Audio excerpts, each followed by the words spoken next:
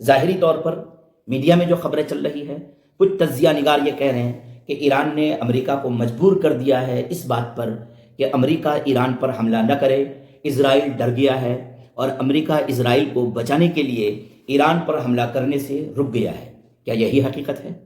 کیا امریکہ ایران پر واقعی حملہ نہیں کرے گا یا حملہ کرنے سے ڈر گیا ہے؟ مجھے تو ایسا نہیں لگتا ہے۔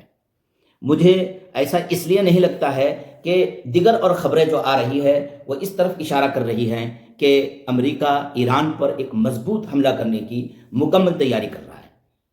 چائنا کے سی میں، چائنا کی جو ایک بحری بیڑا امریکہ کا تھا، امریکہ نے اس کو وہاں سے منگوا لیا ہے اور اس کو مشرق وسطیٰ کی طرف بھیج دیا ہے۔ بتایا جا رہا ہے کہ کچھ دنوں میں مشرق وسطیٰ کے سمندر میں یہ بحری بیڑا پہنچ جائے گا اور یہاں سے پھر تیاری کی جائے گی۔ خبر یہ بھی ہے کہ وہ جو اڈے بنے ہوئے فوجی اڈے قطر میں، بحرین میں، سعودی عرب میں اور ملک شام میں اور دیگر اور ممالک میں، تو وہاں پر بھی کچھ فوج نکالے گئے ہیں اور کچھ فوج بڑھائے گئے ہیں۔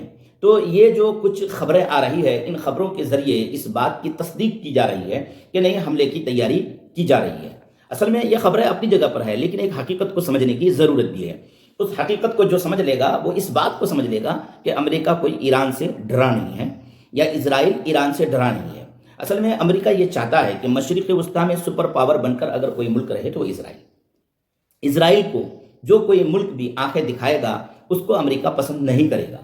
ایران نے ابھی اسرائیل پر حملہ کیا تھا، یہی ایران جو کبھی اسرائیل کا دوست ہوا کرتا تھا، یہی ایران جو کبھی امریکہ کا دوست ہوا کرتا تھا، اور انہوں نے اس دوستی کو ایک حد تک ملحوظ رکھنے کی کوشش بھی کی، بہت صبر کیا، اور جب صبر کی انتہا ہو گئی اور صبر کا پیمانہ چھلک پڑا تو انہوں نے حملہ کی۔ یہ جو حملہ تھا یہ صرف اسرائیل پر حملہ نہیں تھا، یہ حملہ اصل میں امریکہ پر تھا۔ یہ حملہ اصل میں ان تمام یورپین طاقت پر تھا جن یورپین طاقت نے مل جل کر وہاں پر اسرائیل کو کھڑا کیا ہے۔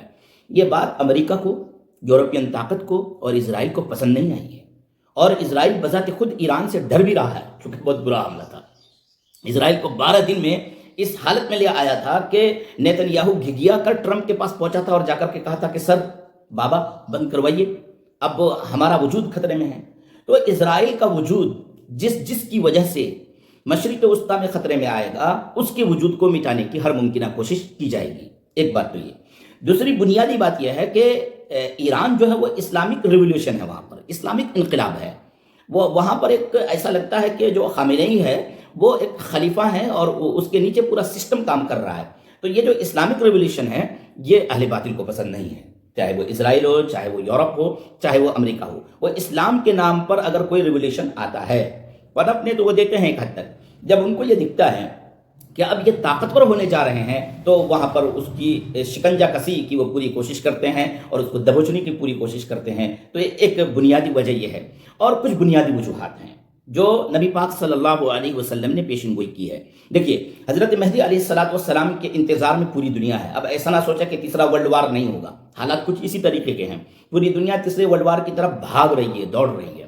تو یہ جو ایران ہے یہ حجاز مقدس سے مشرق میں واقع ہے، اور یخرج ناس من المشرق یوتیون للمہدی، حدیث ہے ابن ماجہ کی کہ مشرق سے کچھ لوگ نکلیں گے جو حضرت مہدی کی بادشاہت کے لیے راہیں ہموار کریں گے۔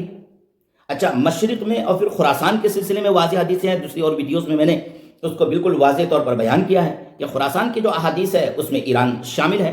ایک اور حدیث ہے اور بالکل واضح ہے، اور ایسا لگ رہا ہے کہ بالکل اسی حدیث کے نہج پر یہ پورا کام ہو رہا ہے، اور بالکل صحیح حدیث ہے۔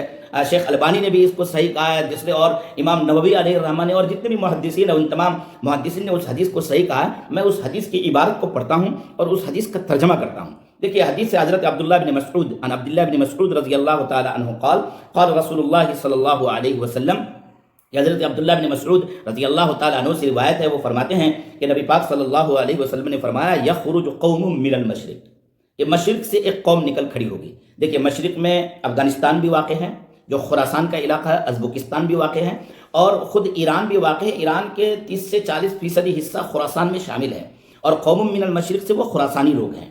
تو وہ خراسان سے کچھ لوگ نکلیں گے، ایک قوم نکلے گی، قوم مسلم نکلے گی، فیطلبون الحق، اور وہ حق کا مطالبہ کرے گی۔ کیا حق ہے؟ حق یہ ہے کہ ہم کو آزادی دیا جائے، حق یہ ہے کہ ہم کو بھی نیوکلیئر بم بنانے دیا جائے جس طریقے کا آپ نے بنا لیا ہے۔ ہم اگر بنا رہے تو آپ کو کیا پرابلم ہے؟ فَيَطْلُبُونَ الْحَقَّ، حق یہ ہے کہ جس طرح آزادانہ طریقے سے آپ بادشاہت کرتے ہیں، اسی طرح آزادانہ طریقے سے مجھے اپنے علاقے میں، اپنے ایریا میں، اپنے لوگوں کے ساتھ بادشاہت کرنے دیجیے. هَذَا هُوَ الْحَقِّ، یہ حق ہے. تو فَيَطْلُبُونَ الْحَقَّ، جس طرح آپ اپنے مذہب کی بالادستی چاہتے ہیں، ہمیں بھی اپنے مذہب کی بالادستی کرنے دیجیے. فَيَطْلُبُونَ الْحَقَّ، تو وہ حق کا مطالبہ کریں گے. فَلَا يُعْطَوْنَهُ، تو ان کو وہ حق نہیں دیا جائے گا. یعنی وہ جو بالکل آزادی ہے کہ کسی طرح کا سینکشن نہ لگے، کسی طرح کی کوئی بندش نہ لگے، پابندی نہ لگے، ہم بھی تیل آزادی سے بیچ سکیں، ہم بھی اپنا پورا کام آزادی سے کر سکیں، تو فَلَا يُعْطَوْنَهُ، نہیں دیا جا رہا ہے، نہیں دیا جائے گا. ثُمَّ يَطْلُبُونَهُ، پھر وہ مطالبہ کریں گے، کوشش کریں گے، معاہدے کریں گے، بات چیت کریں گے. فَلَا يُعْطَوْنَهُ، پھر ان کو وہ چیز نہیں دی جائے گی جس کا وہ مطالبہ کریں گے. فَيُقَاتِلُونَ فَيُنْصَرُونَ، پھر ان کے آپس میں جنگ ہوگی.